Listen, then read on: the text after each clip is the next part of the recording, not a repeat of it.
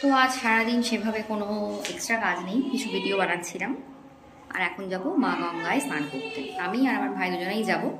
ও করছে এবার ওর first time. তো ইয়া, স্টে টিউন। তো শিবরাত্রির দিন দুপুরবেলা গঙ্গা স্নান সেরে বাড়ি ফিরেছি। তো বিকেল হতে না হতেই একটা দারুণ বিষয় অপেক্ষা করছিল আমার জন্য এবং আমার হাজব্যান্ডের জন্য। ও জানতো আগে, ও আমাকে তারপরে জানালো। আর একে তো আগেও দেখিয়েছি, এ হচ্ছে কালী। এ একটু পজেসিভ ওর বাচ্চার প্রতি। ওর বাচ্চা হয়েছে রিসেন্ট। ও বাইরের মানুষ দেখলে একটু চেঁচামেচি করে, তাই আমরা ওকে জাস্ট একটু পাহারা দিয়ে দিয়ে রাখছিলাম, এই আর কি। তো যেটা বেসিক্যালি ব্যাপার সেটা হচ্ছে আমাদের স্টাডি ফাইনালি আজকে শুরু হয়ে গেছিল। মানে জিনিসপত্র সব কিছু কমপ্লিট হয়ে গেছিল, সেগুলোকে সেট করা চলছিল।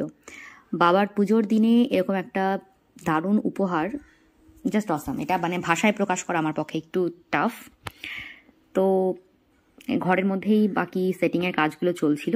এটার পুরো যেটা সেট আপ, আমি সেটা পরে অবশ্যই তোমাদের সাথে শেয়ার করব। তো এই দিনের একটা গেট রেডি উইথ মি আমি অলরেডি শেয়ার করেছি। আশা করি তোমাদের সকলের ভালো লেগেছে। খুবই সিম্পলসা একটা লুক ছিল।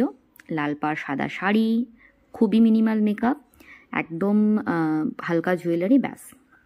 পুজোর সময়ে অতিরিক্ত সাজগোজ ঠিক আসে না, অনেকের আসে, আমার হয়তো আসে না। এটা কোনো আনন্যাচারাল ব্যাপার না। অনেকেই সাজতে, অনেক বেশি সাজতে ভালোবাসে, সেটাও খুবই ভালো ব্যাপার।